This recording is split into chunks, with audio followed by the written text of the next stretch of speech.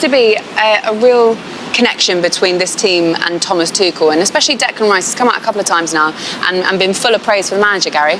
Yeah, I think that Jude Bellingham in his interview the other day said there was things maybe weren't quite right some time ago, and now it feels like they've got it and they've sorted it out and they've pulled together, and they recognise that the greater cause is that they've got to pull together for their country and they've got to play well. We had tournaments back in the day where maybe we weren't as tight as a group as we should have been, and I think this group, to be fair, have done it pretty well over the last few years. But they had a hiccup 12 months ago, and I think they've sorted it out. There were concerns after that last game about Declan Rice and about if he was fully fit. Yeah. Right, he's played 63 games this season, which is a lot of football. Yeah. Then he comes to the World Cup. Do they need to manage him carefully? Without a doubt, yeah.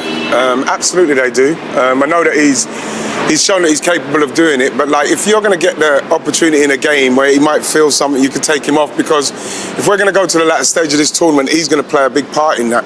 If you can rest him at any stage, you've got to try and rest him. I'm sure that Mikel would have probably said something like that.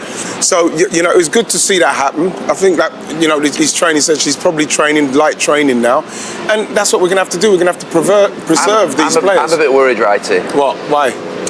I'm a bit worried because when I think of Declan Rice, he plays every single minute of every game. We were only 3-2 up in the game, and if he's saying he's feeling a little bit of neural pain in his hamstring, to me, when you think of someone like Declan Rice, who I think's unbreakable, if he's saying he's feeling something, I would be a little bit concerned, because you'd never. He's not unbreakable. No, I get that, and I understand that. But I just think of when Roy Keane played back in the day. You don't rest Roy Keane, you don't rest Declan Rice, you don't rest these players. They're not players that you rest unless there is a real problem, and these players don't whinge either unless there's something bugging them. Yeah. So it's a bit of a worry. It's a big worry, isn't it? It is a worry. If he was struggling for England, it's a big worry, because he's really, him and Harry Kane are the two main men, aren't they? If they lost him out the midfield, that would be a big blow. I think it's a good thing that you can rest him at this stage, because like we're gonna need him. And if you can imagine if he gets injured at this stage, you're going to say, well, why didn't we rest him? He's played 60-odd games. If he pulls a hamstring, he's going to be out for a month. Exactly. So, Is that what you better do? resting him. Is that what you do, rest him next game, or wait till Panama?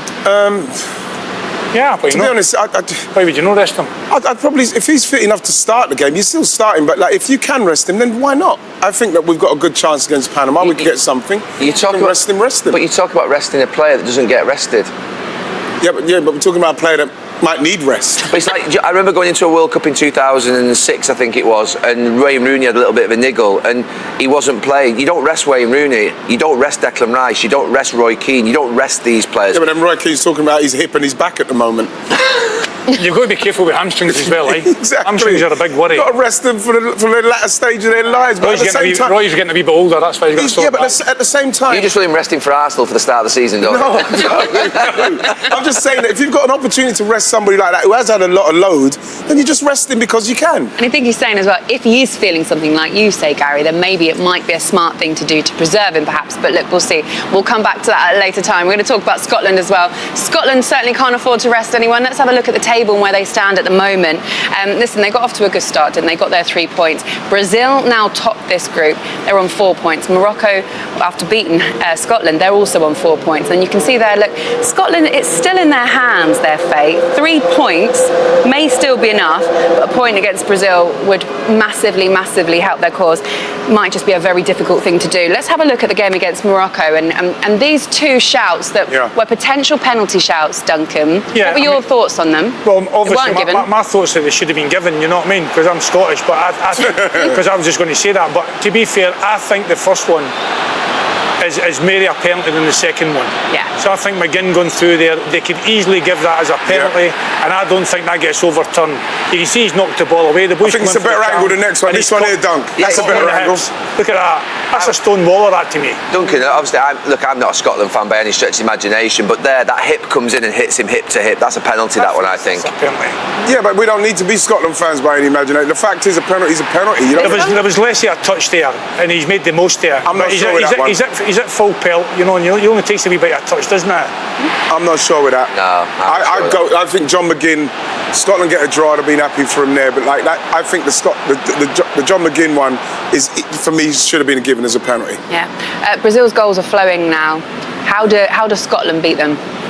Or at least not beat them. How do they get something out of it? If they're going to beat them, we're going to have to score a goal, haven't we? And that's probably been the problem for a lot of teams in the World Cup, is actually hitting that net.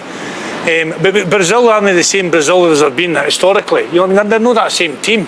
There's no Rivaldos and Roberto Carloses in that team.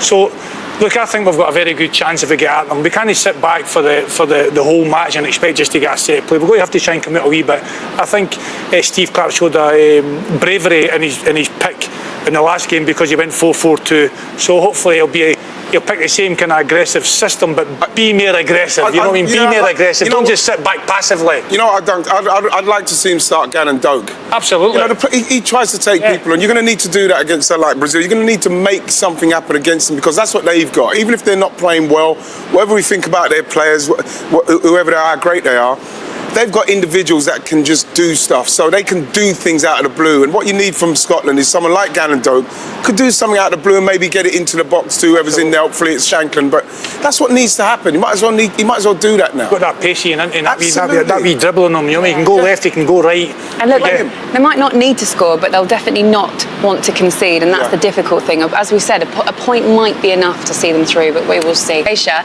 he's been speaking to Gabriel Clarke. Let's listen in. The manager said he brought you off the other day to protect you. Is that from yourself? No, I think it was a smart decision. I was feeling a little bit of neural pain in my hamstring, which I was managing from after Christmas with Arsenal for a very long time. Obviously not a lot of people would have known that. It was all behind the scenes stuff. But it was a smart decision, and in the end that last 20 minutes is probably where you pick up the most. And it's weird, you play a 70-minute match, but that last 20 is where you really feel your body going through it. And I think it was a smart decision because the last few days I felt really, really good. You're okay? Yeah. Yes or no? Are you seeing a new Thomas Tuchel here? Yeah. Tournament Thomas? Yeah. And that obviously lights your eyes up.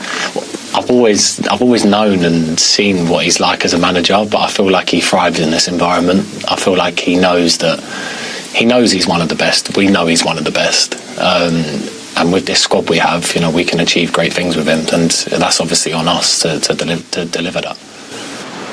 There seems